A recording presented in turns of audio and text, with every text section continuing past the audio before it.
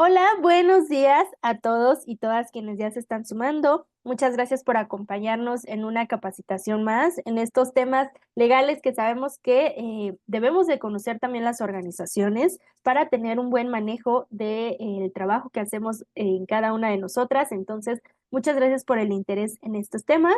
También agradecemos a Fundación Dibujando un Mañana por la convocatoria a esta sesión. Y bueno, pues para darles ya el acceso y que empecemos con la sesión y no perdamos ningún minuto, voy a ir comenzando diciéndoles, como en cada sesión, que la capacitación del día de hoy únicamente se da con fines informativos, por lo tanto no representa ni es una asesoría legal. Para ello, les sugerimos siempre que se acerquen a algún especialista o bien desde Appleseed les ofrecemos el servicio de asesoría legal pro bono o gratuita que tenemos para ustedes como organizaciones.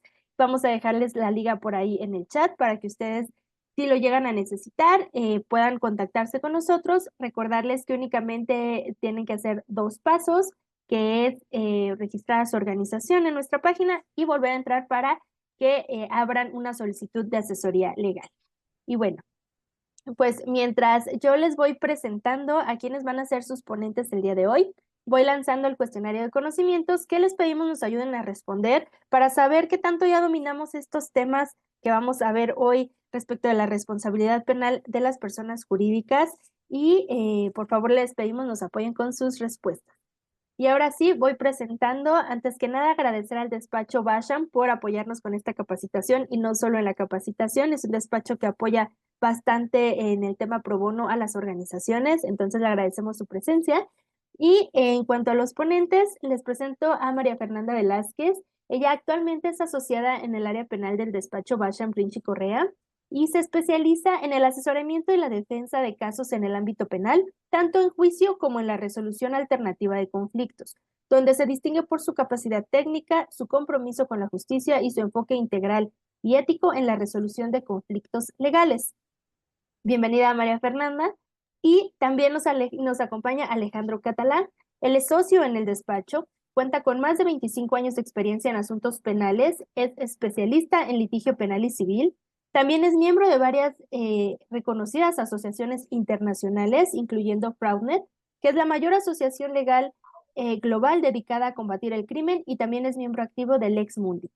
Actualmente es presidente de la Comisión de Inteligencia y Gestión de Riesgos de la International Chamber of Commerce en México. Y bueno, pues también apoya mucho aquí a Appleseed y a las organizaciones a través de estas capacitaciones. Entonces, muchísimas gracias, Alejandro, por estar aquí. Y bueno, pues sin más, María Fernanda, Alejandro, el foro es de ustedes. Buenos días, muchas gracias, Tere, por la presentación. Es un honor darles la bienvenida a esta capacitación titulada Responsabilidad Penal de las Personas Jurídicas. Y antes de comenzar, queremos tomar un momento para felicitarlos y agradecerles por haberse conectado a este webinar. El hecho de que están dedicando su tiempo y energía a este tema tan importante es una clara muestra de su compromiso con el fortalecimiento y la profesionalización de las organizaciones de la sociedad civil de las que ustedes son parte. Y su labor es fundamental para el bienestar de nuestras comunidades y para el desarrollo de proyectos que generan un impacto positivo en la sociedad. En ese mismo sentido, queremos aprovechar la ocasión para agradecer a Appleseed y a ti, Tere, por habernos invitado a impartir esta capacitación.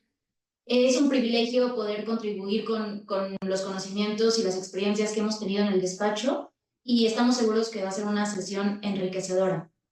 Cualquier duda o cualquier comentario que llegara a surgir, por favor, anótenlo y al final de la sesión lo podemos comentar. Igual si quieren comentarnos cualquier experiencia que hayan tenido relacionada con el tema, estaremos encantados de escucharlos. Esperamos que esta conferencia pueda aportarles herramientas y conocimientos prácticos para seguir adelante con éxito y con la certeza de que están tomando las mejores decisiones para proteger a sus organizaciones y a las personas que las conforman. Sin más por el momento, bienvenidos e iniciemos con el contenido. Vamos a comenzar por aterrizar qué es una organización de la sociedad civil.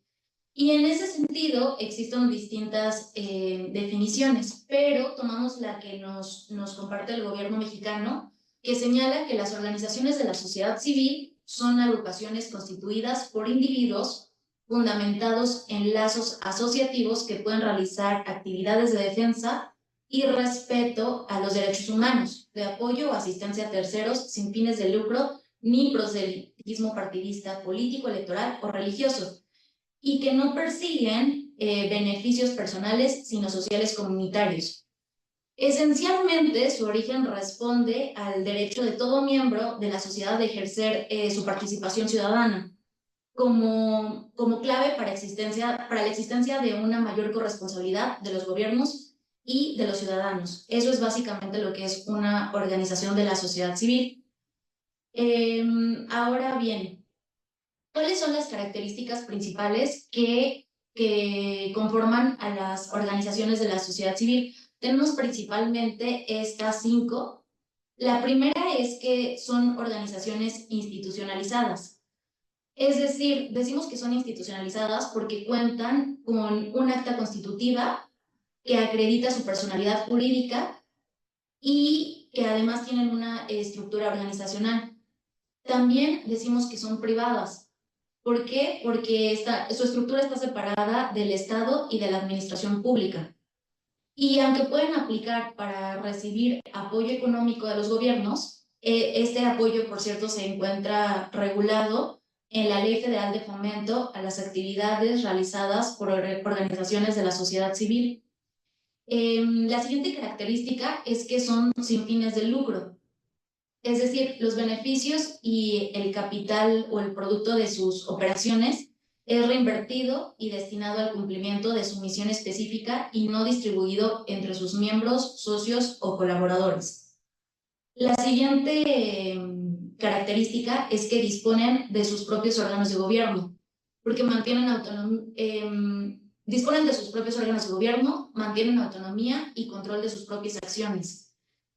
Es importante señalar que en general esta es la estructura básica de una organización de la sociedad civil y generalmente es la misma en cualquier lugar debido a que están divididas en 3 áreas.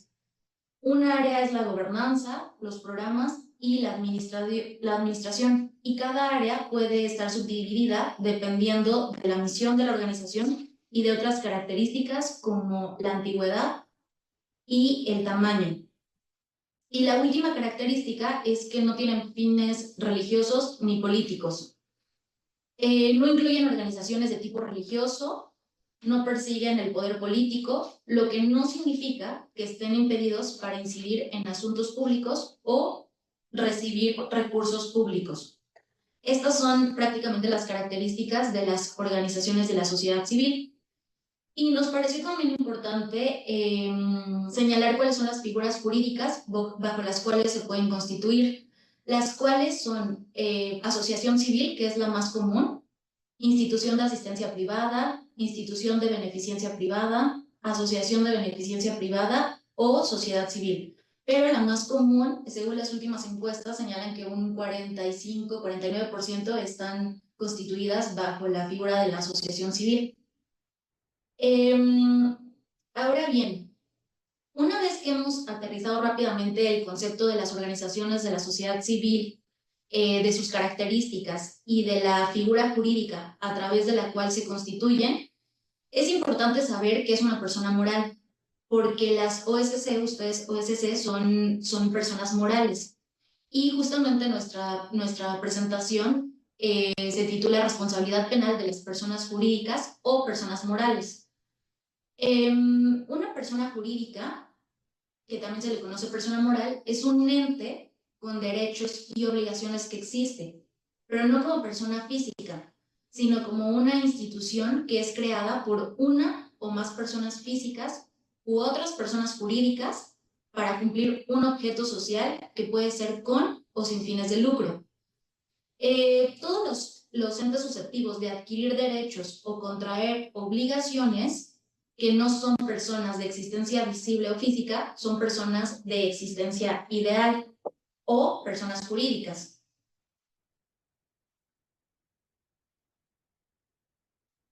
En ese sentido, y con base en lo que hemos visto, ustedes, organizaciones de la sociedad civil, ya sea que estén constituidas bajo cualquiera de las figuras jurídicas que vimos anteriormente, ya sea asociación civil, institución de asistencia privada, institución de beneficencia privada, entre otras, son personas morales, como también ya lo dijimos, personas jurídicas.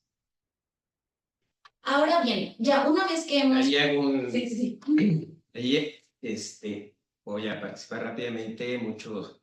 Gracias a todos por estar aquí. Muy buenos días.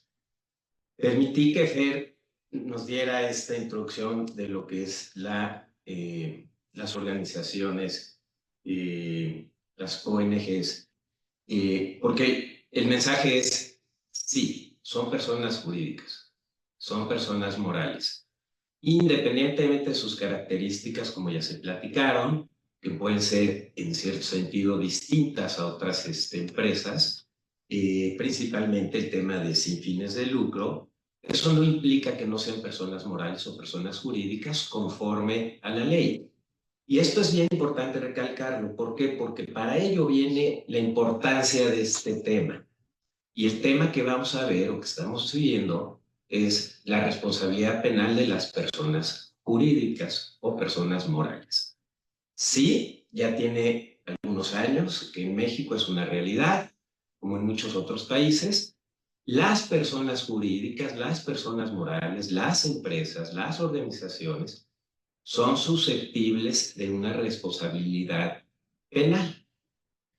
¿En base a qué? En base a los delitos que cometan sus administradores o sus representantes legales o sus propios empleados, como lo vamos a ver a continuación.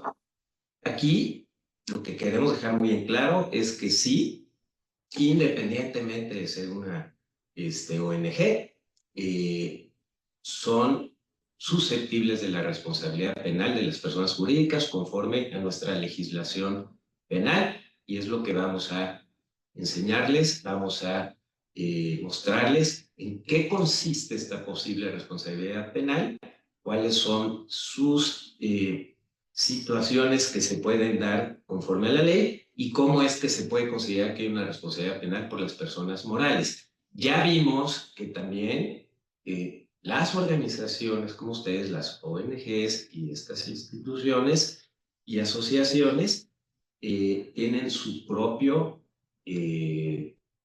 gobierno interno. Quiere decir que tienen a sus propios administradores, tienen a sus propios representantes legales y desde luego a sus empleados. Y ahí es por donde se puede considerar, en base a la comisión de delitos por parte de ellos, una responsabilidad penal para las personas jurídicas o morales.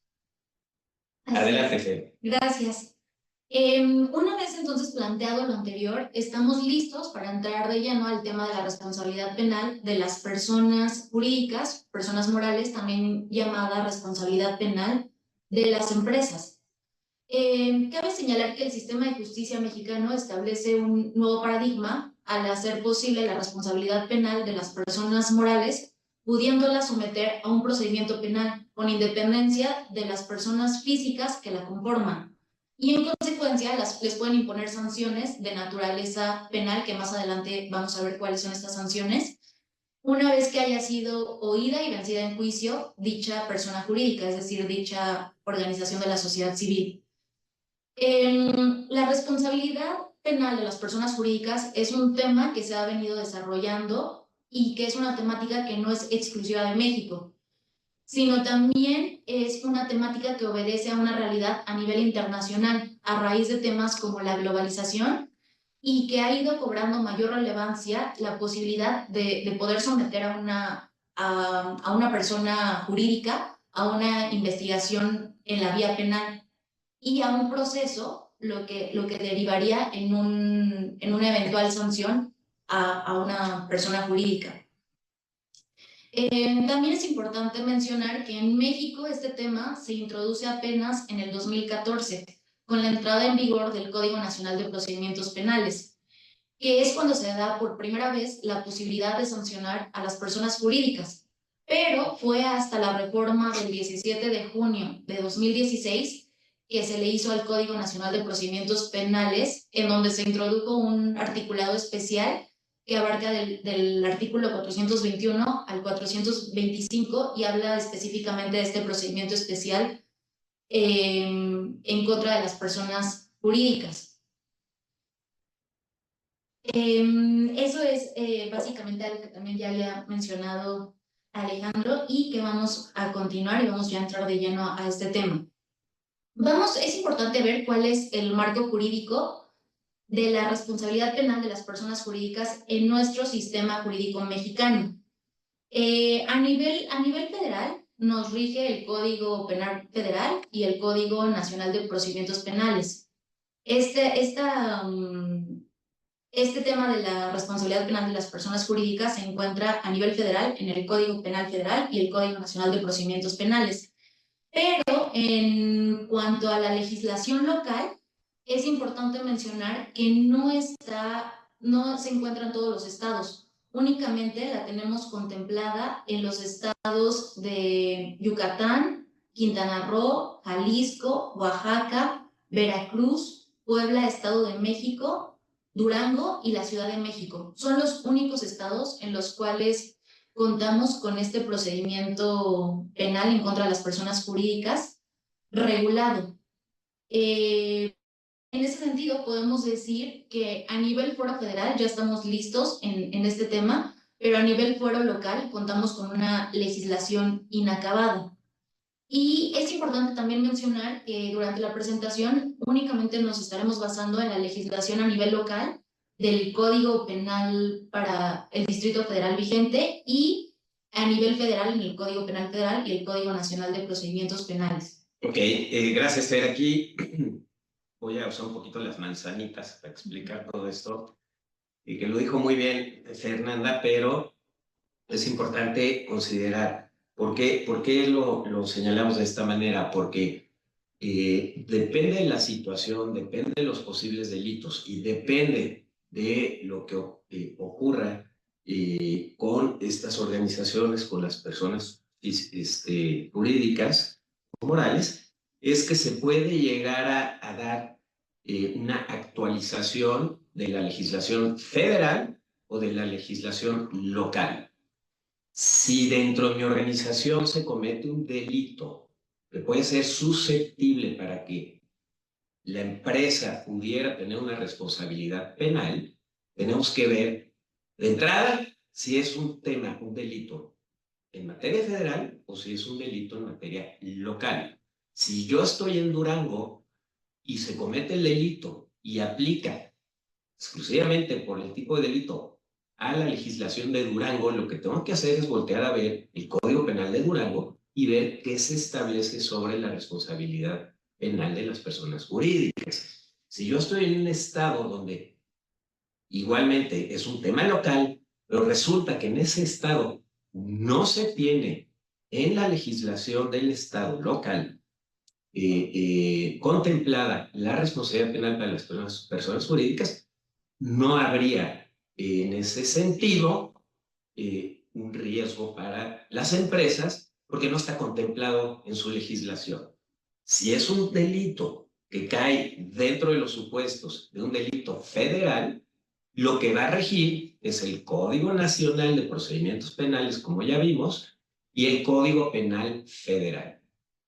Esto es importante porque si bien la responsabilidad penal de las personas jurídicas, su naturaleza es muy similar, en las legislaciones federales y en las locales hay diferencias. Y esas diferencias también las vamos a platicar ahorita conforme a lo que tenemos en la presentación, como dijo Fernanda, abocándonos a las diferencias entre el fuero federal y el local de la Ciudad de México. Adelante, Fer. Gracias. La siguiente, justamente hablando de la legislación que vamos a abordar, comenzamos por señalar el artículo 421 del Código Nacional de Procedimientos Penales, que señala lo siguiente: las personas jurídicas serán penalmente responsables de los delitos cometidos a su nombre, por su cuenta, en su beneficio o a través de los medios que ellas proporcionen. cuando se haya determinado que además existió inobservancia del debido control en su organización. Lo anterior con independencia de la responsabilidad penal en que puedan incurrir sus representantes o administradores de hecho o de derecho.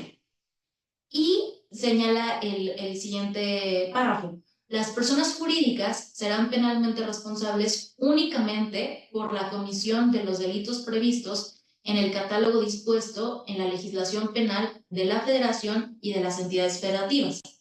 Ok, aquí hacemos un paréntesis. Este artículo que acabamos de leer es muy importante porque es el que nos establece en qué supuestos se puede considerar que hay una posible responsabilidad penal de las personas jurídicas. Y aquí sí es papelito habla, ¿no? Aquí es el librito, tal cual. ¿Y qué me dice el librito? El librito me dice, pueden ser penalmente responsables las personas jurídicas cuando se cometa un delito a su nombre. Si no se cometió a su nombre, no aplica.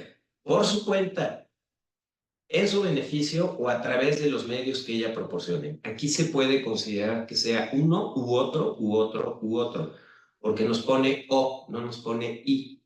Entonces, se cometió a su nombre, pero además se considera que existió una inobservancia del debido control en su organización, es decir, en sus empleados, en sus representantes legales, en sus accionistas, en sus administradores, es donde se puede considerar que hay responsabilidad penal. Eso independientemente de la posible responsabilidad penal para la persona física que cometió el delito. Entonces, si una persona física comete un delito en la empresa porque golpea a otro empleado y le ocasiona lesiones, ¿hay o no hay responsabilidad penal para la empresa? No la hay. ¿Por qué? Porque no cometió el delito a nombre de la empresa o por cuenta de la empresa o en beneficio de la empresa. Él cometió un delito, sí, dentro de la empresa, pero no bajo estas características que son necesarias. Insisto, si los delitos no se cometen o en nombre o por cuenta o en beneficio de la empresa, entonces no aplica la responsabilidad penal para las personas morales o jurídicas. Y aquí otro punto muy importante, dice, las personas jurídicas serán penalmente responsables por la comisión de los delitos previstos en el catálogo dispuesto en la legislación penal de la Federación. Bueno, este Código Nacional de Procedimientos Penales, a diferencia de otros y a diferencia del Código Penal de la Ciudad de México, como lo vamos a ver ahorita, contiene un catálogo donde dice, además de que los delitos que se cometan a nombre, por cuenta, en beneficio de la empresa y que no haya habido un debido control en su organización, solo se podrá considerar responsabilidad penal en estos delitos. Y te maneja un catálogo. Ese catálogo que establece estos delitos, si cualquier conducta delictiva que no esté en ese catálogo, aun cuando se considere que reúne estas características que estamos viendo, no puede haber responsabilidad penal. En materia federal, porque te habla de un catálogo, ¿correcto? Cuando es local, como vamos a ver en la Ciudad de México, ahí es diferente porque ahí no habla de catálogos. Ahorita vamos a ver esa parte. Adelante, Fer. Gracias. Justamente también un punto importante de este artículo y que tenemos que hacer notar es en cuanto a la parte que señala que una persona jurídica será penalmente responsable cuando se haya determinado además que no observó el debido control en su organización. Entonces nos surge la siguiente pregunta. ¿Qué debemos entender por el debido control? Hasta este momento en el ordenamiento jurídico mexicano no existe una disposición específica que señale qué es el debido control, pero en palabras llanas significa que la organización tiene que tener un control completo y eficaz de sus actividades. Entonces, la inobservancia del debido control se ataca con los programas de compliance, que más adelante igual vamos a platicar de eso. Específicamente en nuestra materia, con un programa de cumplimiento penal o Criminal Compliance Program. mismo que justamente veremos más adelante, y que si se implementa eficazmente va a poder brindar los elementos necesarios para acreditar este debido control que nos habla el artículo. Entonces también nos surge una pregunta importante. ¿Es suficiente con que una organización de la sociedad civil haya incurrido en un delito para que sea sancionada penalmente? La respuesta es no, porque además de la incursión en el delito, se requiere que exista inobservancia del debido control en su organización. Es decir, la responsabilidad penal de las personas morales está sujeta a la comisión de un delito sumado a un indebido control al interior de su organización, que justamente lo vamos a ver más adelante. Pero voy a poner un ejemplo de lo que es el debido control. Evidentemente, en toda organización, en toda empresa, pues es muy complicado pues controlar absolutamente todas las conductas, actividades indebidas que puedan realizar sus empleados. Pero lo que sí puedo hacer es decirles a los empleados, no cometan delitos. A los empleados les puedo establecer programas de control. A los empleados les puedo hacer ver que no está bien, que sí está bien. Ejemplo, a ver, empleados, aquí tengo mis políticas, tengo mi código de ética en el cual se establece documento, cualquier documento que se tenga que expedir al gobierno, a un tercero, no se puede falsificar. Todas las personas que trabajen en la expedición de documentos, aquí se señala, no se puede falsificar el documento y no se entregarán documentos falsos. Yo soy el empleado, veo que es domingo en la noche, estuve todo el fin de semana muy a gusto y me doy cuenta que se me vence a las 12 de la noche del domingo la licitación que tengo que presentar. Y me doy cuenta que de todo lo que tengo armado, caray, no tengo la carta que me piden de reconocimiento. Híjoles, ¿qué voy a hacer? Ah, claro, tengo la del año pasado. Ah, pero la carta del año pasado dice 2024. Ya sé, le voy a cambiar y le voy a poner 2025 porque ya no me da tiempo y porque tengo que presentarlo urgentemente. Altera el documento, la carta del año pasado, le pone 2025 y la presenta en la licitación con el gobierno. ¿Qué ocurrió ahí? Hay un delito de uso de documento falso. ¿Se hizo en nombre de la empresa? Sí, porque la licitación es en favor de la empresa, no del empleado. ¿Hay un beneficio para la empresa? Sí, porque el que sale beneficiado de obtener la licitación es la empresa. ¿Se cometió un delito? Sí. ¿Lo cometió un empleado de la empresa? Sí. Y aquí viene la cuestión. ¿Hay o no hay un debido control de la empresa para evitar estas cosas? En el momento que yo le acredite a la autoridad, oye, yo tengo aquí mis políticas, oye, yo aquí tengo mi código de conducta, yo se los presenté a todos mis empleados. Esta persona que presentó este documento firmó de capacitación sobre lo que no se debe de hacer dentro de la institución. Aquí están estas políticas de las cuales yo te puedo acreditar que todos los empleados las leyeron. Aquí está cuando yo los capacité. Aquí hay un video de cuando yo les hice ver estas situaciones. Hay un debido control. No puedo lograr que cosas como estas pasen, pero sí te puedo acreditar a la autoridad que yo cumplí con mi debido control. Y el señor fue necio o la señora fue necia y cometió esta conducta, a pesar de que sabe que no lo pueden hacer. Y eso me puede proteger a mí a que no me consideren responsable como persona moral de esa conducta ilícita. Ese es un ejemplo de muchos otros que puede haber, pero quería que quedara muy claro en qué consiste esto del debido control que está en casi todos los códigos. Sí, muchas gracias. La siguiente disposición importante que también vamos a abordar es la que señala el Código Penal Federal en su artículo 11, que refiere cuando algún miembro o representante de una persona jurídica cometa un delito con los medios que para tal objeto las mismas entidades le proporcionen, de modo que resulte cometido a nombre o bajo el amparo de la representación social o en beneficio de ella. Aquí algún ejemplo para esto. O sea, es muy similar a la definición del Código Nacional de Procedimientos Penales, pero como ven hay cierta diferencia. Aquí no habla del debido control. Aquí te dice que se considerará que puede haber una responsabilidad para la persona jurídica cuando se cometa un delito con los medios que las empresas o entidades le proporcionen y que se haya cometido a su nombre o bajo el amparo de la representación social o en beneficio de ella, cualquiera de estas que ocurra. Es importante, les voy a poner otro ejemplo.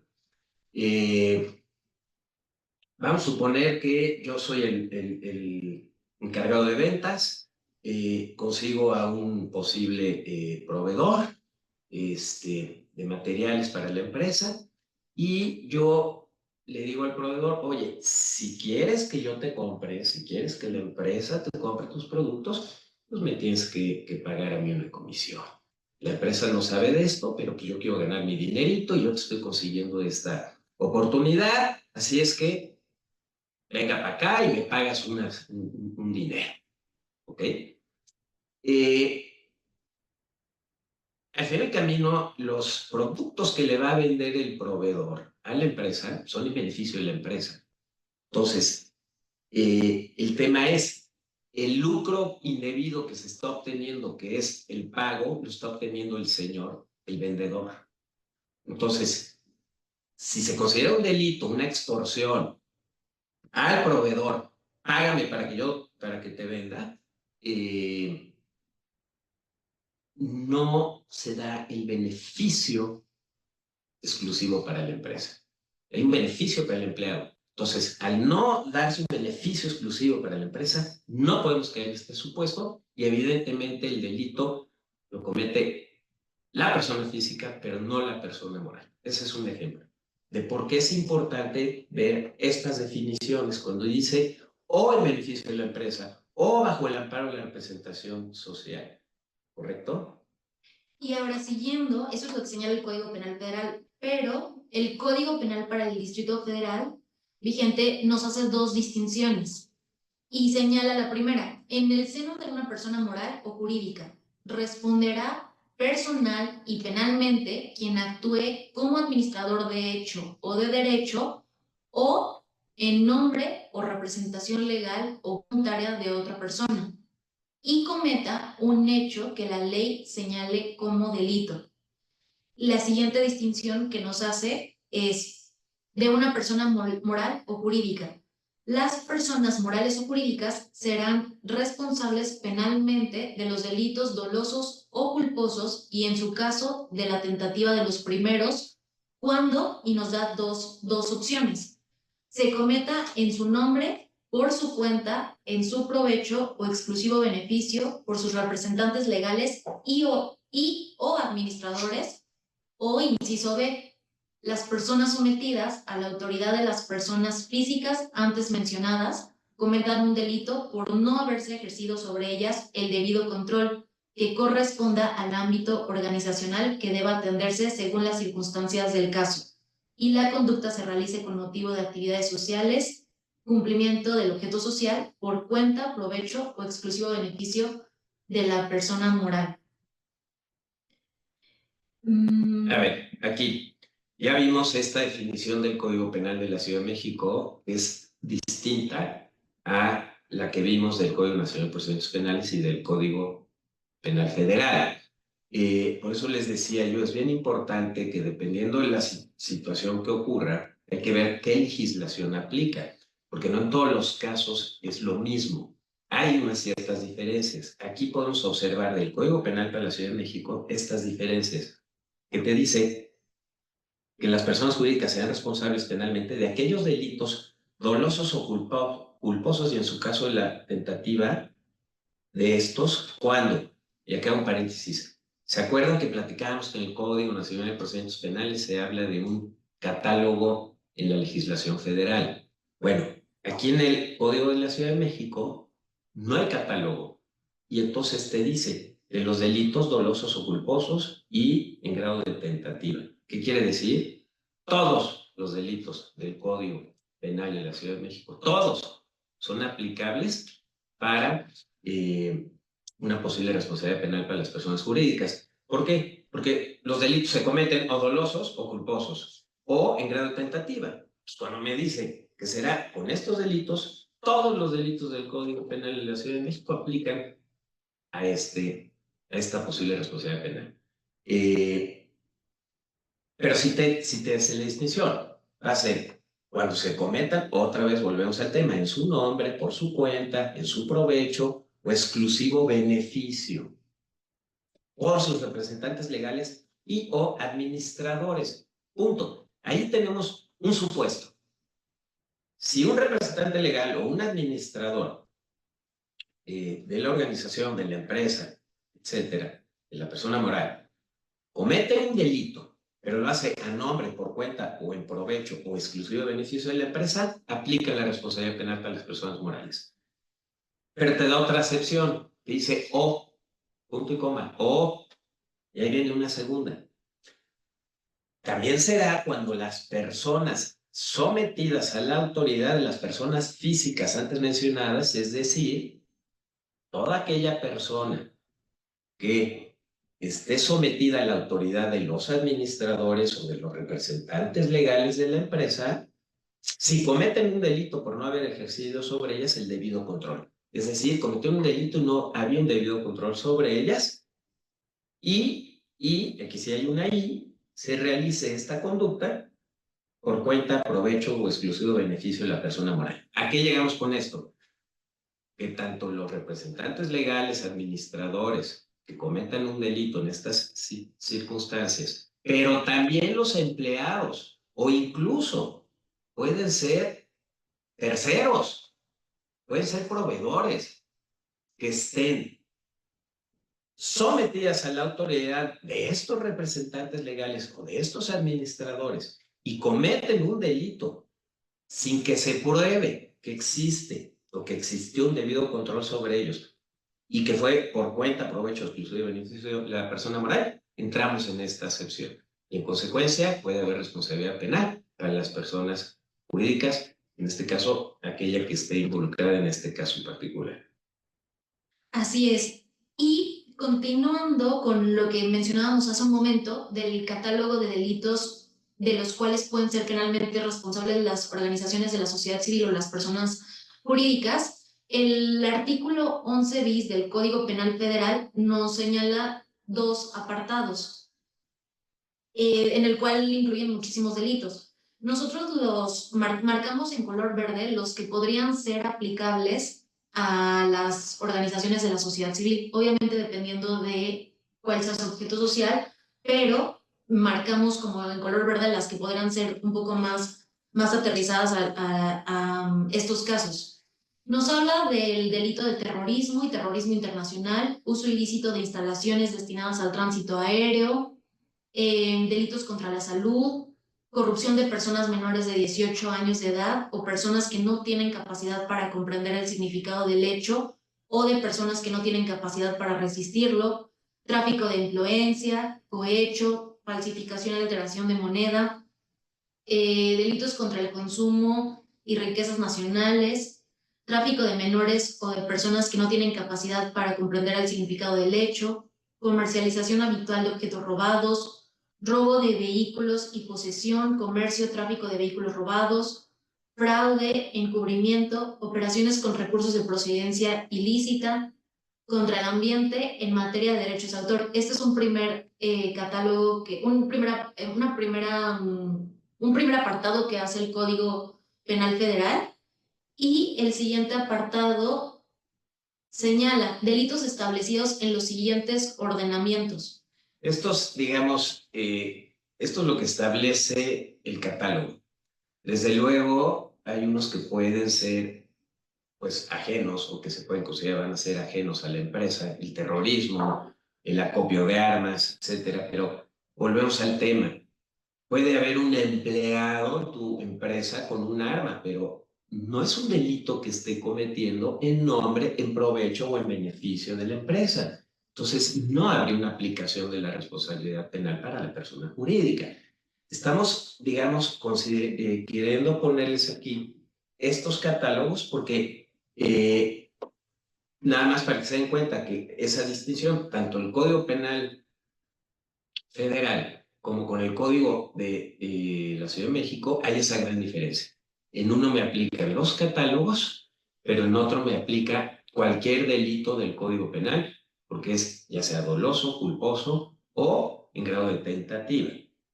Sí, aquí justo hablando de este tema, Erika Favela nos hace la siguiente pregunta. Buenos días, el artículo 421 del Código Nacional de Procedimientos Penales hace referencia al catálogo de delitos y el artículo 11 del Código Penal Federal no hace mención, por lo que no me queda claro si entonces el artículo 11 bis del Código Penal Federal sí establece el catálogo. A ver, el catálogo. Así es. Entonces, en donde está el catálogo es en el Código Penal Federal y en el Código Nacional de Procedimientos Penales te remite a ese catálogo. Entonces, el Código Nacional de Procedimientos Penales te regula lo que es el procedimiento para lo que viene siendo la posible responsabilidad penal de la persona moral, pero te remite que se aplicará esa posible responsabilidad penal respecto de aquellos delitos que se encuentran en el catálogo establecido en el Código Penal Federal, que es en el artículo 11 bis, en los apartados A y B, que ya vimos. Ahí es donde se te remite a ese, digamos, catálogo. Entonces, en términos generales, en materia federal, te van a aplicar aquellos delitos que están en el catálogo. Tratándose de delitos locales, habrá que ver la legislación local, cada estado. Como ya vimos en la Ciudad de México, te dice cualquier delito doloso, culposo o en grado de tentativa. Esa es la diferencia. Y sí es muy importante este tema, porque si estamos hablando de un delito en materia federal, si el delito no se tiene contemplado en esos catálogos, no puede haber responsabilidad penal para la persona moral.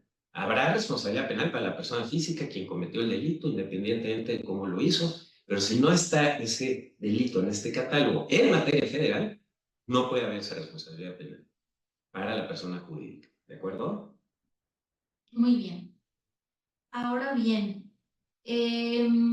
vamos a hablar de las consecuencias jurídicas. ¿Cuáles son las consecuencias jurídicas de incurrir en o de que una persona jurídica sea penalmente responsable?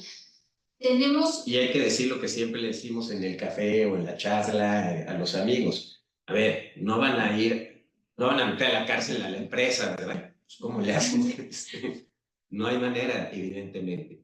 Pero al determinarse una responsabilidad penal de la persona jurídica, vienen las consecuencias jurídicas, las penas y las medidas de seguridad en base a ese delito cometido por sus empleados, sus administradores, etcétera, y en las circunstancias que ya comentamos. Es decir, sí puede haber una pena de prisión para la persona física que cometió el delito, pero para la persona moral o jurídica no puede haber una prisión. Puede haber las penas y medidas que vamos a platicar ahorita, que sí pueden ser muy, muy, muy relevantes y que pueden, desde luego, implicar una situación extremadamente grave para la persona moral o jurídica, porque es lo que vamos a ver a continuación. Y es importante señalar que las medidas de seguridad y las penas comparten similitudes como consecuencias legales derivadas de conductas delictivas, pero son diferentes en sus enfoques y objetivos fundamentales. Esto lo señalamos así porque las penas tienen como objetivo la retribución y el castigo del delincuente, y a menudo se diseñan con el propósito adicional de disuadir a otros de cometer delitos similares. Es decir, la esencia de las penas radica en imponer un castigo proporcional al acto delictivo, buscando restablecer el equilibrio de la justicia y generar un efecto preventivo en la sociedad. Por otro lado, las medidas de seguridad se orientan hacia una rehabilitación del delincuente y la protección de la comunidad. A diferencia de las penas, que se centran en el pasado y en la culpabilidad del infractor, las medidas de seguridad buscan mejorar el futuro. Ahora bien, las Las penas que nos señala el Código Nacional de Procedimientos Penales lo marca así: consecuencias jurídicas. A las personas jurídicas se les podrá aplicar una o varias de las siguientes sanciones. Y tenemos sanción pecuniaria o multa, decomiso de instrumentos, objetos o productos del delito, publicación de la sentencia y disolución.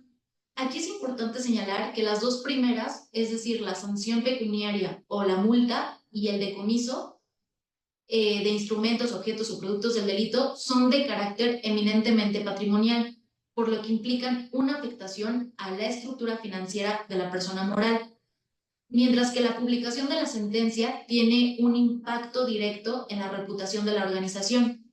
Y finalmente, la cuarta, es decir, la disolución conlleva su extinción, por lo que podría ser declarada inconstitucional si lo asemejamos a que guarda relación con la pena de muerte. Es decir, a una persona física en México está prohibido que se le aplique pena de muerte. Podríamos hablar de que esta fracción de la disolución, que se termine por completo la organización de la sociedad civil, podríamos hablar de que es inconstitucional.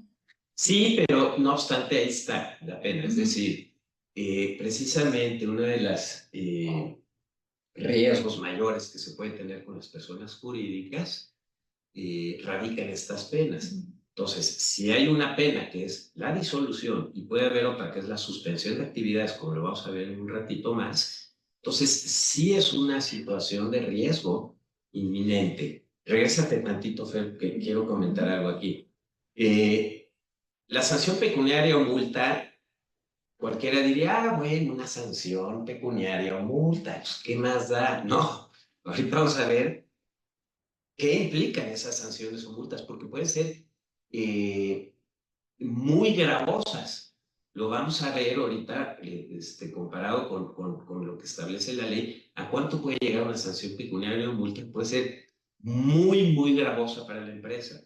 Por otro lado, el decomiso de instrumentos, objetos o productos del delito depende de lo que ocurra, pero vamos a pensar en una empresa de medios que tiene sus máquinas de impresión. Bueno, en ese entonces, ahorita ya es más electrónico, pero vamos a pensar en un hipotético caso donde yo dependo de la producción de mis productos, pero resulta que se cometió un delito utilizándose mi maquinaria para producir un medicamento falso, un medicamento digamos que no cumple con los requisitos de ley. Y entonces, una de las sanciones puede ser que decomiso tus máquinas, y entonces me quedo sin producción. Entonces, sí puede haber, digamos, repercusiones relevantes para las empresas. La publicación de la sentencia, bueno, si yo soy una guardería y resulta que se publica que la empresa es penalmente responsable porque hubo un abuso por lo que haya sucedido dentro de la guardería y se publica la sentencia, lo de menos es que me disuelvan. Ya perdí toda credibilidad y es un tema que va directo a la reputación de la empresa, que nos puede afectar enormemente. Y la disolución, bueno, ya lo comentamos, se acabó, se terminó esa persona jurídico-moral, se disuelve. Y que habrá en su momento oportunidad de decir, oye, es que esto es equivalente a la pena de muerte y no la puedes disolver, pues eso ya es tema de un litigio. Pero eso es lo que la ley establece como sanciones, por eso es importante ponerles toda la atención. Justo María Adriana Pérez nos pregunta qué es una sanción pecuniaria. Ok. O multa.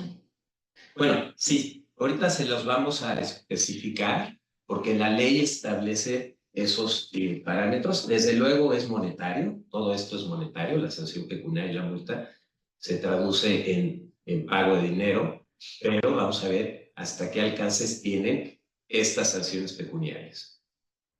Tenemos después las medidas de seguridad. Como hace diferencias entre penas y medidas de seguridad, la primera que nos señala es suspensión de sus actividades, la clausura de locales o establecimientos, la prohibición de realizar en el futuro las actividades en cuyo ejercicio se haya cometido o participado en su comisión, la inhabilitación temporal consistente en la suspensión de derechos para participar de manera directa o por interpósita persona en procedimientos de contratación del sector público.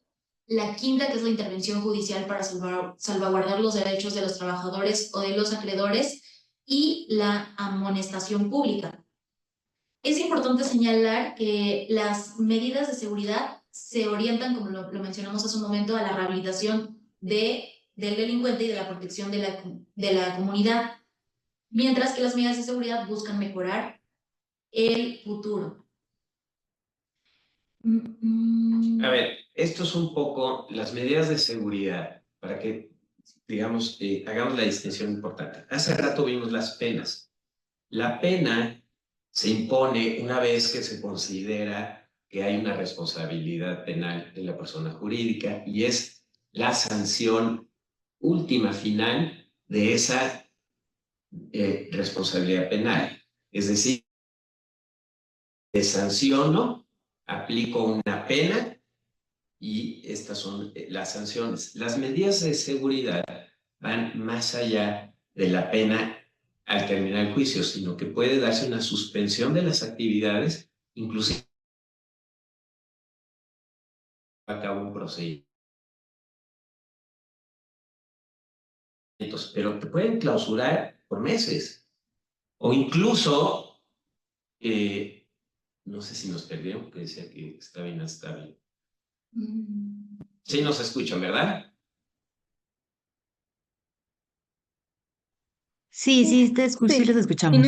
Sí, sí se escuchan. sí, nada más se Gracias, trabaron en la perdón. última parte, entonces si gustas, por favor, Alejandro, repetir el tema de las medidas de seguridad, ahí te nos trabaste un poquito. Correcto.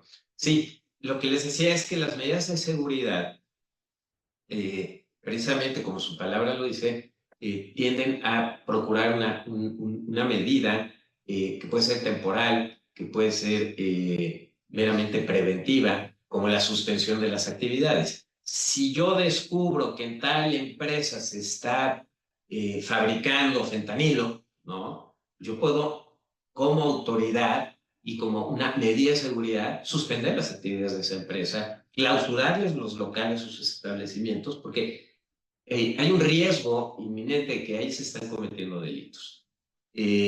Lo mismo aquí, por ejemplo, yo les decía,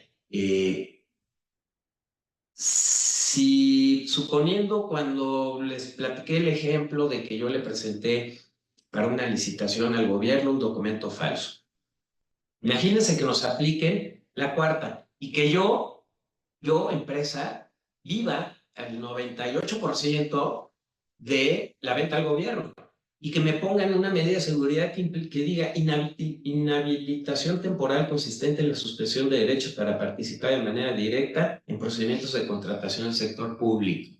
Y mi 98% de ingreso está en las ventas al sector público. Me inhabilitaron, se acaba la empresa. Adiós. Ya no hay más. ¿Me voy a recuperar después de 7 meses inhabilitado o suspendido por 8 meses o por 2 años? Es muy complicado. Entonces, por eso la importancia de estos temas, ¿no? Porque cualquiera diría, pues sí, Juanito cometió un delito, pobrecito Juanito, le va a ir muy mal, sí, pero el problema es que lo cometió en nombre de la empresa y en beneficio de la empresa. Quien le va a aplicar y a quien le va a perjudicar es la empresa, independientemente de lo que le pase a Juanito. Entonces, volvemos al tema, lo vamos a ver, repito. ¿Qué hago? Ayúdenme, ¿cómo le hago? Soy una empresa, ¿qué hago? Debido control, controles, compliance, y pues sí tener mucha, digamos, herencia en este tema, ¿no? Es importante señalar que cualquiera que sea el parámetro de su duración o del monto de la aplicación de una pena o medida de seguridad podría acarrear en su ejecución profundos impactos a la operación de una organización de la sociedad civil, justo como lo comentaba Alejandro. Y también podría acarrear consecuencias reputacionales, económicas graves y financieras. Ahora vamos a recapitular un poco con aspectos generales y en común de lo que hemos platicado. Ejercer la acción penal en contra de la persona jurídica, independiendo de la acción penal contra las personas físicas involucradas. En materia federal, por los delitos del catálogo en el Código Penal Federal, como lo platicamos hace rato, y en la Ciudad de México por cualquier delito doloso, incluso en grado de tentativa o culposo de la ley local. Y aquí existe un criterio reciente que Sí. justamente es interesante comentarlo. Bien, les vamos a platicar porque, como ya dijimos, en materia federal se establece un capítulo de delitos y en el código local, en este caso la Ciudad de México, no se establece un catálogo, sino aplica para todos los delitos.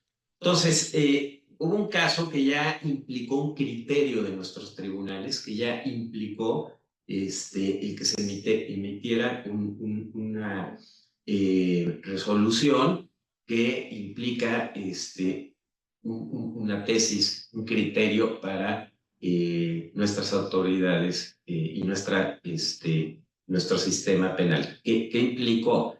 Que una empresa es acusada de un delito de discriminación y pues lo que se alega por parte de los defensores de la empresa es, oye, espérame, es que las personas morales, los delitos que se pueden cometer, de la cual puede ser responsable la persona moral, están establecidos en el catálogo de la legislación federal.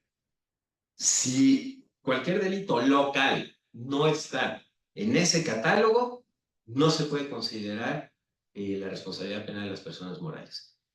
Y lo que se resolvió al final en la Corte fue, no es así. No es así porque una cosa es lo que establece el Código Penal Federal, lo que establece la legislación penal, es que sí te remite un catálogo, pero en este caso, si el delito se comete en el ámbito local y en el local se considera dentro de los delitos posibles, susceptibles para que las personas morales sean responsables penalmente, si está en la discriminación, aplica el local. Y eso fue lo que se resolvió, muy interesante el asunto, y tiene que ver con lo que estamos platicando. Y entonces sí es muy importante esa distinción de que aplicará lo que establece la ley local. Y no importa si en el catálogo de los delitos federales está o no está aquellos locales. Son independientes. Ya vimos lo que son las sanciones, ¿no? Y lo que son las consecuencias jurídicas para las personas morales. Ahora bien, es importante señalar qué es lo que podemos hacer para protegernos de tener alguna medida o alguna pena de seguridad en contra de nuestras organizaciones. Pregunta, ¿tenemos más adelante lo de las sanciones? Más específico de las sanciones de cuánto aplican, ¿no? ¿No? Ok, bueno, de las multas. A ver, antes de pasar a esta parte, porque es importante, las sanciones pecuniarias y las multas, la ley te establece que, como ustedes saben, o bueno, o si no se los explicamos con mucho gusto, todos los delitos contemplados en nuestra legislación penal tienen penas. Esas penas, la gran mayoría de los delitos contempla penas de prisión y contempla, dependiendo del delito, te puede contemplar una pena de prisión de 3 a 6 años, o de 2 a 8 años, o de 5 a 15 años de prisión. La ley te dice, al tú ser una persona moral y yo no poderte aplicar años de prisión, sí te voy a aplicar por los años de prisión que se establece como pena, una sanción pecuniaria. Y la ley te dice, cada día de prisión se va a considerar como tu ingreso diario de tu actividad. Entonces, imagínense que condenan a la empresa a 4 años de prisión, insisto, no los van a meter a la cárcel, pero esos 4 años de prisión se traducen en dinero y se van a traducir en un día de prisión por un día de ingreso de la empresa. Quiebra. Imagínense 4 años de ingresos pues es un dineral. Entonces, la sanción pecuniaria o la multa también es de mucho riesgo y cuidado para las empresas. Ahora bien, el cumplimiento regulatorio o el compliance, como se le conoce comúnmente, es un sistema, es un modelo y una forma de actuación basado en la cultura de cumplimiento empresarial destinado a la evitación de riesgos o eventualidades de esta naturaleza jurídica al interior de las empresas. Por su parte, que es justamente lo que vamos a hablar, el Criminal Compliance Program, también conocido como Compliance Penal, es una categoría especial del compliance en general, pero en específico para la materia penal. Y es muy importante que se aplique y que se adopte por parte de las empresas, porque esto permite que les deslinde de responsabilidades penales o inclusive puede eximirlas de estas, según la circunstancia de cada caso. La implementación de un programa eficaz de cumplimiento penal al interior de la persona moral puede demostrar a las autoridades que en dicha organización se han implementado medidas para prevenir la comisión de delitos. Sin embargo, por causas ajenas e inimputables a ella, el delito fue cometido. De ahí la importancia de contar con un programa de cumplimiento penal, que es este Compliance Program. Es decir, una vez que se ha implementado y que se ha supervisado y evaluado, es cuando podemos hablar de que se está aplicando efectivamente.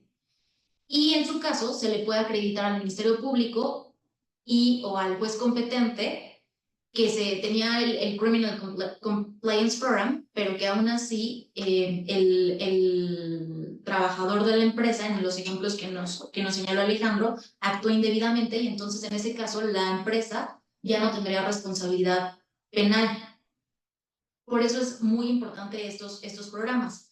Las características principales de estos es que están dirigidos a la prevención del delito, a la gestión empresarial, incluso funciona como dato de prueba a favor de la organización. Establece las pautas para el funcionamiento de un órgano de investigación al interior de la organización. Tiene efectos de atenuación de la pena impuesta a la organización. Resuelve conflictos derivados de conductas probablemente delictivas al interior de la empresa. Y puede excluir el delito y, por lo tanto, la responsabilidad penal de la empresa. A ver, vamos a explicar un poquito el tema de compliance. Evidentemente, como ya lo decíamos, no puedo controlar todas las conductas o toda la actividad de los empleados, y menos en ocasiones de los proveedores, que como ya vimos en la Ciudad de México, si está de alguna manera a la autoridad de mi empresa o de mis representantes legales, puede considerarse que cualquier conducta indebida por parte de los mismos proveedores puede ser materia de una responsabilidad penal para esa persona jurídica. Ahora, ¿cómo voy a llevar yo a cabo este compliance? Y evidentemente siempre es importante tener la asesoría de un experto, pero por un lado la ley te indica de que se debe tener un jefe de compliance y hay que ver quién esté encargado de este compliance. Si yo voy a tener mis proveedores, es importante, por ejemplo, poner en mis contratos cláusulas a los proveedores donde se les diga, tu proveedor, cuando seas mi proveedor y actúes, digamos, en la venta de mis productos o tú eres mi cliente, etcétera, tú no puedes cometer un delito de cohecho, no puedes darle dinero a terceros para que te hagan favores o autoridades para que te hagan favores, etcétera, etcétera. Lo plasmamos en los contratos. El día de mañana, si aparece que un proveedor o un representante de mi marca, tercero, cometió un delito y yo le acredito a la autoridad, oye, dentro del programa de compliance yo tengo estas cláusulas establecidas con estos proveedores donde les digo que no pueden ir a realizar un cohecho, dar dinero a una autoridad, entonces me protejo, entonces estoy protegido, estoy demostrando que hay un control, un debido control de mi parte. Y lo mismo pasa con los empleados. Oye, yo tengo un área que se ve que exclusivamente se dedica a tener negociaciones con el sector público. Entonces, a esa área en particular, que ve temas con el sector público, les voy a hacer mucho énfasis. ¿A qué?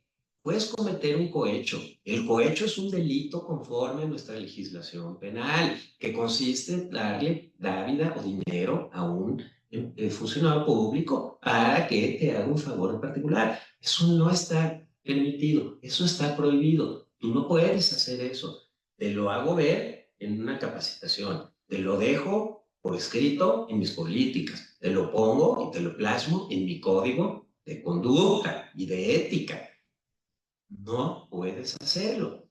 Ahora, ¿qué más puedo aplicar como control? Ya te lo dije, ya te lo hice ver, te voy a poner un supervisor y tú me vas a tener que dar mes con mes o cada semana o cada 15 días un reporte de cuáles son tus actividades, quiénes son tus jugadores públicos, con quiénes tratas, con qué autoridades tratas, me vas a hacer un reporte, me vas a indicar quiénes son estas autoridades, yo te voy a poner un supervisor que va a revisar tus propias actividades, en donde yo vea que te fuiste un poco ajeno a nuestro procedimiento, entonces te puedo llamar la atención o puedo revisar por qué no hiciste lo que dice el procedimiento. En tu procedimiento yo ya te establecí que cada pago que tengas que hacer el sector público lo tienes que soportar con su debida documentación o con su factura. No puedes hacer pagos si no está la firma del supervisor, etcétera, etcétera, etcétera. Todos esos controles se consideran dentro de un compliance en materia penal. Que hay que revisar cuáles son las principales funciones de las empresas, de las organizaciones, en qué sectores se mueven, qué tipo de actividades realizan. Sí, porque el compliance puede de alguna manera adaptarse a cada una de estas organizaciones o de las empresas dependiendo de sus objetos sociales. No todas trabajan con el sector público, no todas le venden al gobierno, no todas venden productos, otras venden servicios, etcétera. Entonces se tiene que adaptar de alguna manera a las empresas, pero es importante sí o sí tener este compliance en materia penal, porque es la manera que yo le voy a decir a la autoridad, si se cometió un delito, yo apliqué mi debido control, yo tengo mis programas de compliance que implican un debido control.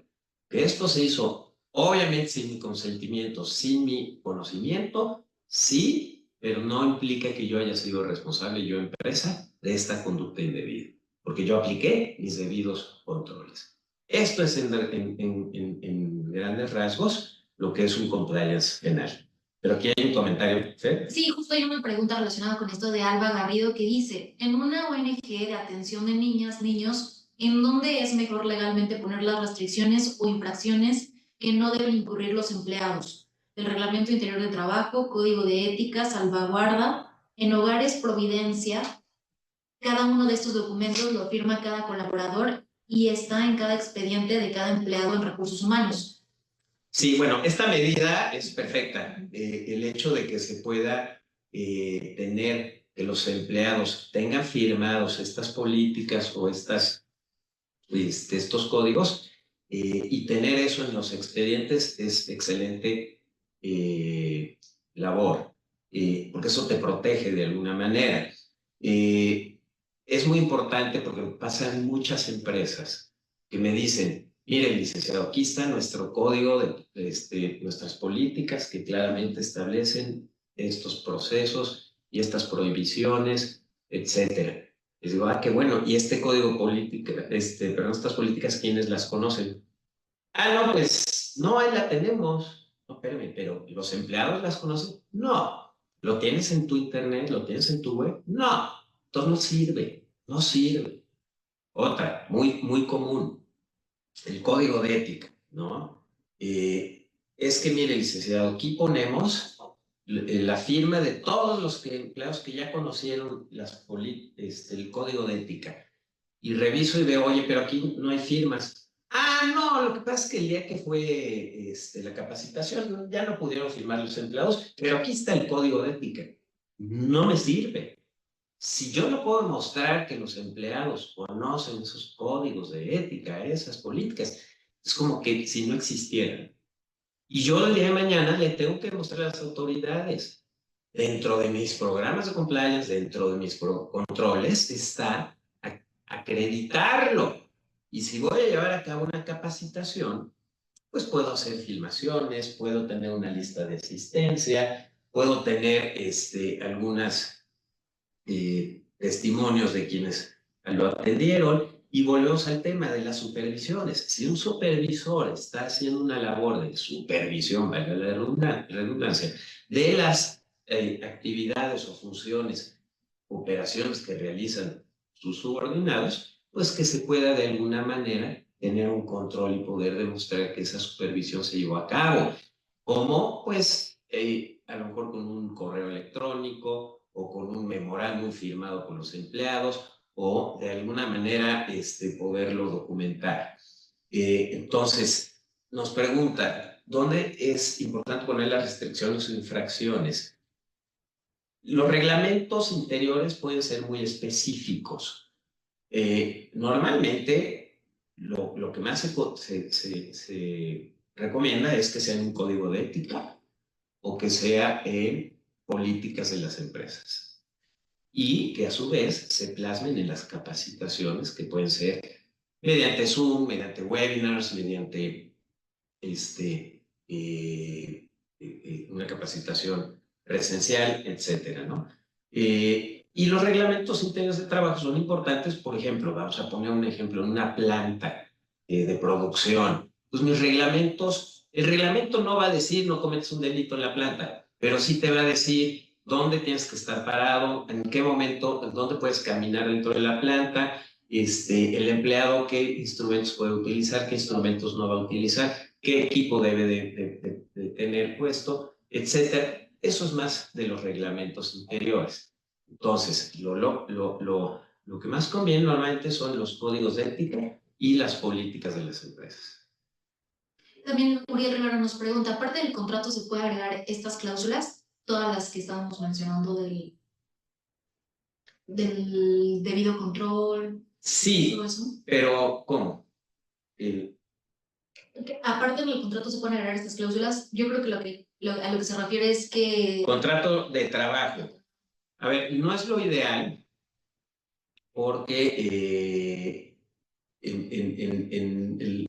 los contratos, lo que la funcionalidad del contrato es establecer nuestra relación de trabajo. Se pueden poner cláusulas de confidencialidad, se pueden poner cláusulas de no competencia, etcétera, pero realmente lo que va a regir tu comportamiento dentro del interior de la empresa y tus funciones son los códigos de ética, códigos de conducta y las políticas. Los contratos con terceros como proveedores, o representantes o distribuidores, etcétera, sí se pueden poner cláusulas más enfocadas a el compliance, más enfocadas a establecerles a ellos precisamente estos comportamientos que rigen las políticas de las empresas. Ahí sí. Y con los empleados lo que más conviene es tener el código de ética, el código de conducta, pero, insisto, poder demostrar que ellos lo conocen, que ellos de alguna manera accesaron al mismo o que tienen acceso al mismo, y para eso se puede considerar sus redes internas, sus propias capacitaciones internas, etcétera. Y si lo puedes documentar, pues es lo mejor, porque eso te va a proteger para cualquier conducta que ocurra el día de mañana, ¿no? Sumando aquí, perdón, Fer, aquí sumando, me parece igual, Uriel escribió la pregunta al momento que estaban comentando sobre los proveedores. Entonces, no sé si también sería el agregar cláusulas ya, pero con los proveedores. Sí, sí, con los proveedores es lo recomendable. Ahora, también se puede hacer con los proveedores, que es común. Tú le puedes, en el contrato con el proveedor, puedes poner deberá darse cumplimiento en nuestras políticas que se acompañan al contrato y que forman parte del mismo como anexo 1. Y entonces puedes, si bien en el contrato no vas a meter toda la política, puedes hacer ver en el contrato que el proveedor se ajusta o debe de cumplir con las políticas que se acompañan y que forman parte, acompañan como anexo y que forman parte del contrato, y ahí puedes meter esas políticas, que si tuvo conocimiento de ellas, sí, que si las va a aplicar, sí, y eso te protege 100%. También señala María Adriana Pérez, si yo tengo un voluntariado, tenemos reglamento y manual de operaciones, ¿con eso me basta o debo hacer otro manual? Un voluntariado, tenemos reglamento y manual de operaciones, que no se me basta, debe ser otro manual. Depende, habría que ver ese manual de operaciones y ese reglamento, porque una cosa puede ser el manual de operaciones, cómo es que vas a estar o cumplir con los procedimientos por ejemplo, de producción, de almacenamiento, de entrega y recibimiento de materiales. Puede haber manuales de todo tipo, pero aquí estamos hablando específicamente de un manual de conducta, de un manual de ética, de cómo me voy a comportar, qué no debo de hacer. No puedo incurrir en conductas ilícitas, no le puedo dar dinero a un funcionario público, no puedo engañar a mi cliente, etcétera. Entonces, los manuales tienen que ser específicos. Un manual, insisto, de conducta o de ética que sí tiene que ser revisado por un experto para que se contemplen precisamente aquellos aspectos que sabemos pueden proteger a la empresa ante este tipo de responsabilidad. Ahora bien, es súper importante esto que comentamos tener un Criminal Compliance Program, porque justamente el Código Penal Federal señala en el artículo 11 bis, las sanciones para las personas jurídicas podrán atenuarse hasta en una cuarta parte si con anterioridad al hecho que se les imputa, las personas jurídicas contaban con un órgano de control permanente encargado de verificar el cumplimiento de las disposiciones legales aplicables para darle seguimiento a las políticas internas de prevención delictiva y que hayan realizado antes o después del hecho que se les imputa la disminución del daño provocado por el hecho típico. Por eso es que es sumamente importante este tema de tener un Criminal Compliance Program, porque si una persona moral cuenta con esto, entonces puede beneficiarse de la atenuación de una sanción penal. La implementación y la operación de un órgano permanente de control al interior de una persona moral puede producir la atenuación hasta en una cuarta parte, tal como lo señala el artículo, de las sanciones que se les impongan. Es importante también señalar que se le puede aplicar una sanción penal o una consecuencia jurídica. Si es que ya cuenta con este Criminal Compliance Program, ¿ustedes creen que se les puede aplicar ya una sanción, aunque cuenten con su Criminal Compliance Program? La respuesta es que no. En el caso particular, las personas morales, existe un excluyente de esta responsabilidad penal en el Código Nacional de Procedimientos Penales que aplica cuando han generado los mecanismos idóneos para tener y acreditar el debido control de la organización. Entonces, en conclusión, podemos decir que independientemente de lo anterior, hay una realidad ineludible. Resulta necesario que la empresa, la persona jurídica, la organización de la sociedad civil, tiene que adoptar una cultura de la prevención, una nueva forma de organización que la empresa sea gobernada sobre una base de normas políticas y procedimiento claramente identificados y establecidos. La empresa requiere un marco regulatorio propio, adicional al marco legal que le resulta aplicable, y además debe adoptar la cultura de la legalidad, de prevención del delito por medio de una vigilancia integral que le va a permitir detectar a tiempo cualquier irregularidad. En la teoría organizacional se habla de cultura como sinónimo de mentalidad, la cual ha de traducirse en comportamientos concretos dentro de la organización. Y en conclusión, es muy recomendable que implementen su Criminal Compliance Program internamente, precisamente para que se les pueda atenuar de cierta forma la responsabilidad penal que en dado caso se les podría imputar. En ciertos casos, porque como vimos en lo que es el Código Local de la Ciudad de México, para ciertos empleados, sí o sí tiene que demostrarse que no hubo un debido control para la responsabilidad penal. Si no como atenuante, sino como un excluyente de responsabilidad, que son dos cosas distintas. El atenuante te va a atenuar, valga la redundancia, en tu pena, en tu condena. Pero la excluyente responsabilidad es, si tú me acreditas que hubo un debido control, entonces no existe responsabilidad penal. Son dos cosas diferentes.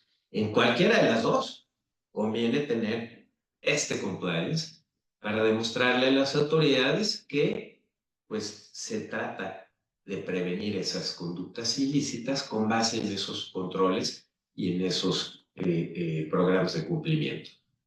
Y Ilse Janik nos pregunta, ¿dónde podemos robustecer nuestro conocimiento en compliance?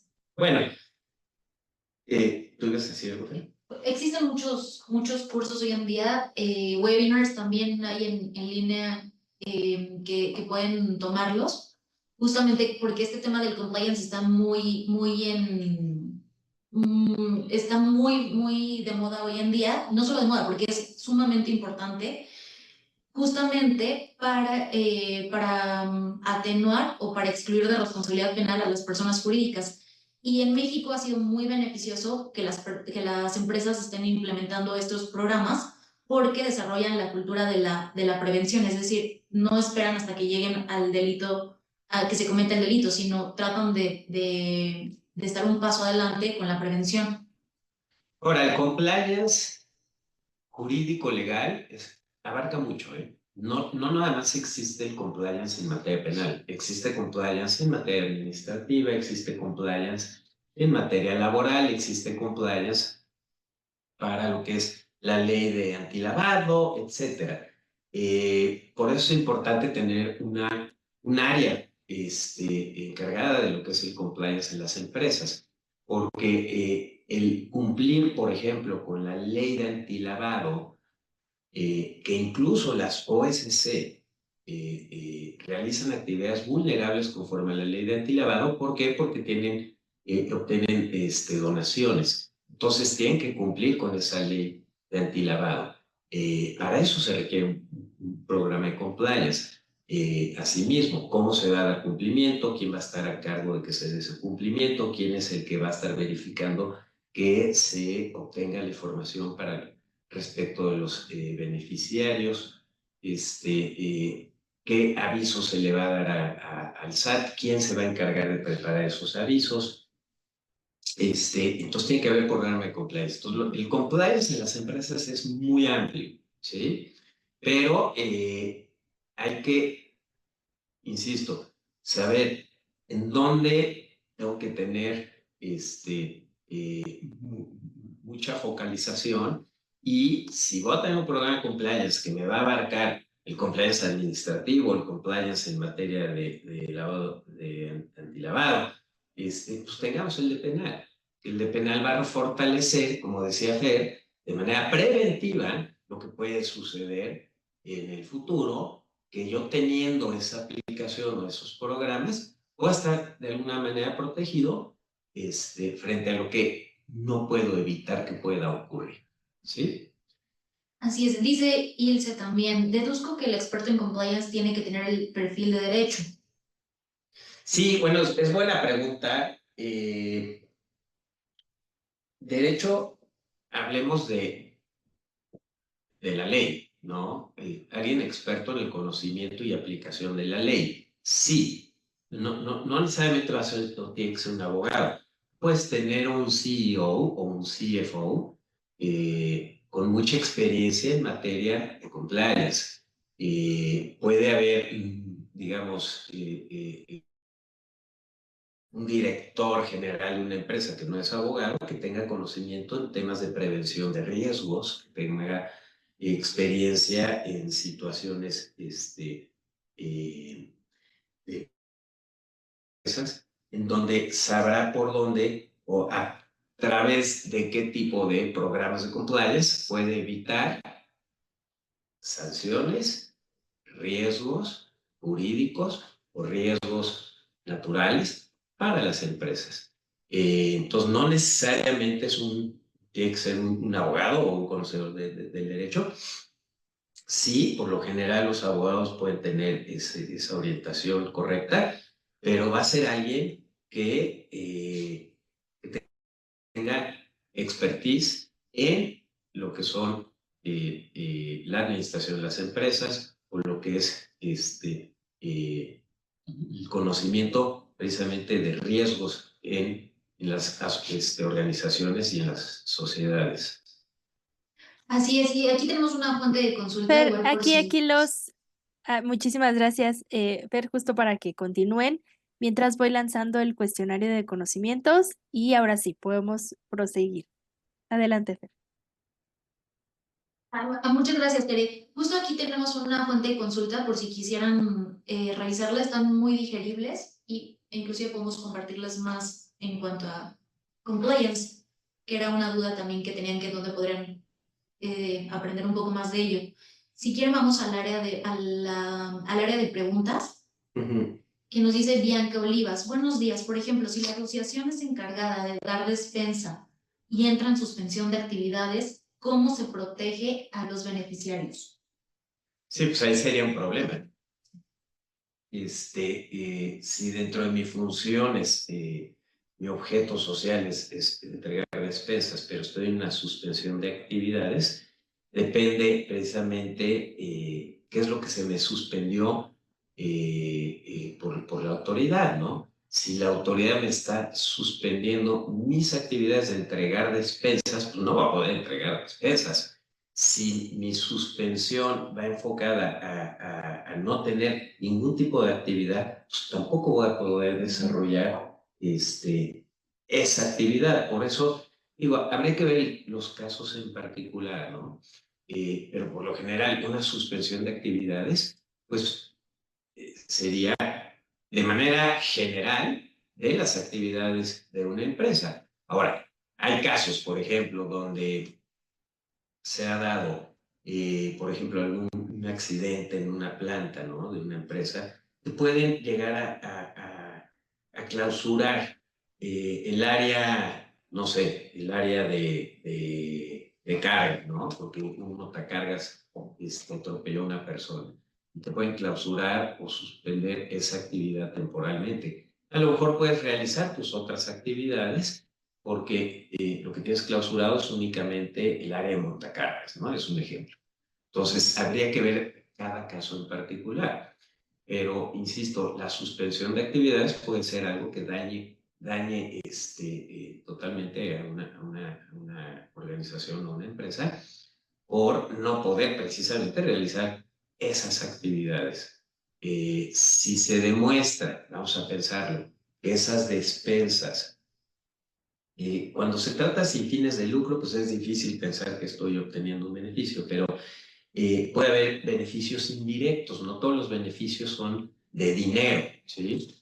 Entonces, si se demuestra que esas despensas, es un caso totalmente hipotético, pero que en esas despensas se entregaba a su vez ahí escondida marihuana, pues te puede venir una sanción muy grave, es decir, se suspende toda actividad y no vuelves a entregar despensas porque aquí se cometió un delito, ¿sí? O sea, depende de que cada caso en particular, habría que ver, pero puede haber una suspensión temporal, a lo mejor de cierta actividad y no de todas, o de todas las actividades, dependiendo de los casos en particular. Erika nos pregunta como comentario, si la OSC genera un programa de cumplimiento integral compuesto por apartados según la materia laboral, penal, fiscal, contractual, etcétera, y que en ellos haya una remisión a políticas y procesos, ¿se podría difundir y gestionar firma de conocimiento y aceptación para tener ese respaldo? Sí, sí, o sea, tú puedes, de alguna manera, hay ciertos programas que las políticas remiten al código de conducta, por ejemplo, ¿no? Tú puedes generalizar más las políticas y el código de ética puede ser más específico. O al revés, ¿no? Tú puedes tener tu programa de cumplimiento en materia laboral y a lo mejor en tu política general tienes 2 apartados que tienen que ver con el tema laboral y no los 20 apartados. Entonces tú puedes remitir o hacer referencia a tu, digamos, programa de cumplimiento laboral a cumplir con las políticas generales en sus apartados A y B, ¿sí?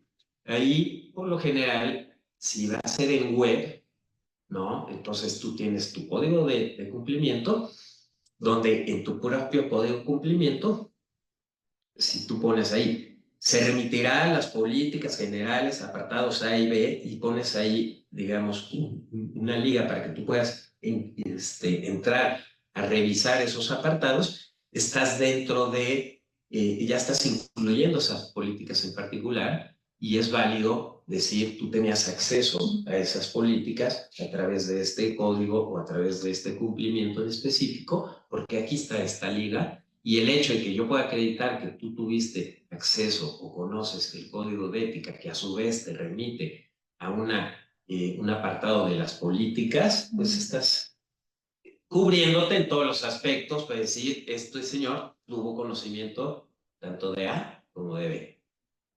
Exactamente. Miguel Tellas nos pregunta, para el caso de trabajadores de las OSC, ¿se puede acreditar a través del contrato individual de trabajo que conoce las políticas y código de conducta y que las acepte expresamente?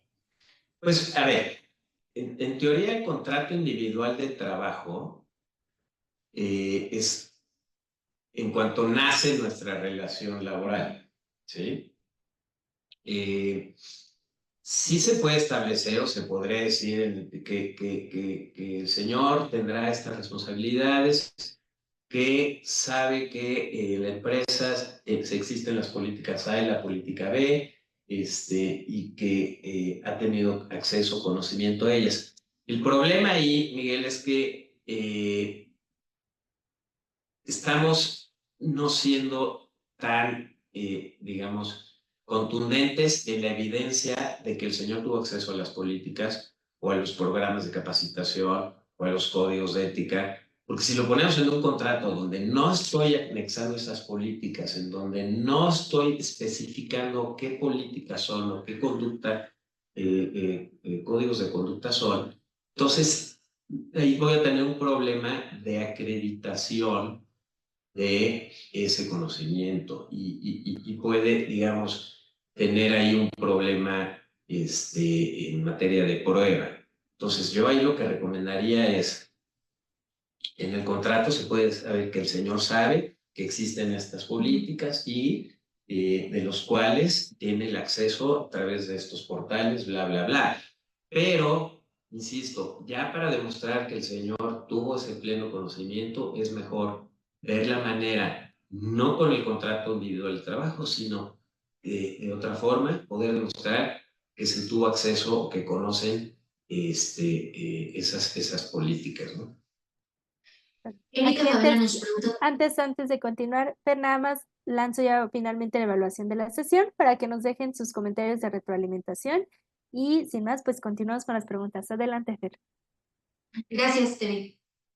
Nos pregunta, ¿cómo proteger a los asociados y a los consejeros o miembros de los comités y a Ok, los responsables de cumplimiento en materia de prevención del lavado de dinero? ok. Esta es una buena pregunta. Normalmente lo que debes de buscar para proteger no nada más a tus asociados, a los consejeros o a los miembros de los comités, sino a los empleados en particular, es tener muy bien definido y determinada cuáles son las funciones de cada quien. Existe el famosísimo description job, descripción de puesto o descripción de funciones. El 95% de las empresas a las que yo del 100% les pregunto, ¿tienes tu descripción de puesto firmada por tu empleado? Me dicen, no, no se tiene. Entonces, ¿cómo protejo yo ¿Cómo puedo proteger yo la actividad del almacenista? Pues especificando cuáles son sus funciones. Y si resulta que un material se perdió porque no llegó al almacén, pero se quedó en el piso 5, y resulta que yo, dentro de mis funciones, no tengo nada que ver con el material que esté en el piso 5, entonces no voy a tener responsabilidad sobre lo que le pasó al material que estaba en el piso 5 y que no llegó a mi almacén. Pero tengo que establecer esas responsabilidades y esas funciones. Si yo soy un consejero, pues el consejero también tiene que tener sus propias funciones y sus propias descripciones de actividades. Esa es la mejor manera de protegerlos, porque no puede ser tener un puesto sin tener una descripción de tus funciones y de tus actividades. Es donde se vuelve mucho riesgo, ¿no? Entonces, esa es la mejor manera de protegerlos, especificando cuáles son sus funciones, cuáles son sus actividades, o cuáles no son sus funciones ni sus actividades. Y desde luego esas descripciones de puestos o esos contratos donde se establecen esas funciones o responsabilidades tienen que estar firmadas, porque también me ha pasado en muchas ocasiones que la empresa alegremente, con una sonrisa enorme, me dice: sí, tengo la descripción de puesto, aplaudimos todos, pero no está firmada por el empleado. No me sirve en lo absoluto. Entonces, es importante tener conocimiento de ello. Cualquier descripción de puesto que debemos de tener en todas las empresas, de todas las funciones, de todos los puestos que hay, tienen que estar firmadas, o por tanto por quien las creó, por el supervisor, como por el empleado. Si no, no tiene, no tiene fuerza probatoria. Así es, Tere. Creo que ya no hay más preguntas o me sigue apareciendo una. Nada más queda una. Nos preguntan, ¿la comisión de un delito por un proveedor podría llegar a generar responsabilidad penal para la organización? Sí, sí podría, habría que ver el caso en particular. Cuando menos en el Código Penal de la Ciudad de México, como lo vimos, te habla que las personas que están bajo la eh, autoridad de un representante legal o de un administrador que cometan el delito a nombre, por cuenta, en provecho o en beneficio exclusivo de la empresa, puede haber responsabilidad penal para la persona moral. Por eso decíamos, cuando la ley te dice que esté bajo la autorización de un proveedor, puede estar bajo la autorización de un gestor, puede estar bajo la autorización de un administrador o de un representante legal. Entonces, sí hay que contemplar que nuestros programas de compliance incluyan a los proveedores, a los gestores que van a realizar alguna posible actividad en nombre de nosotros. Perfecto, muchas gracias. Pues sí, ahora sí ya terminamos todas las preguntas. Muchísimas gracias, Alejandro. Fer, no sé si tengan una palabra de cierre de la sesión. Yo muchas gracias, agradecerles por su atención. Fue una capacitación muy enriquecedora y pues muchas gracias por asistir. Sí, y nuevamente, agradecerles, pero reconocerles y felicitarlos por estar aquí, por haber atendido, porque esto es una capacitación para ustedes que desde luego puede ser de mucho beneficio. Yo aplaudo a Appleseed y les agradezco que realicen este tipo de webinars, y por supuesto quedamos muy a las órdenes para, como siempre, lo que se ofrezca. Y pues nuevamente gracias y felicidades a todos.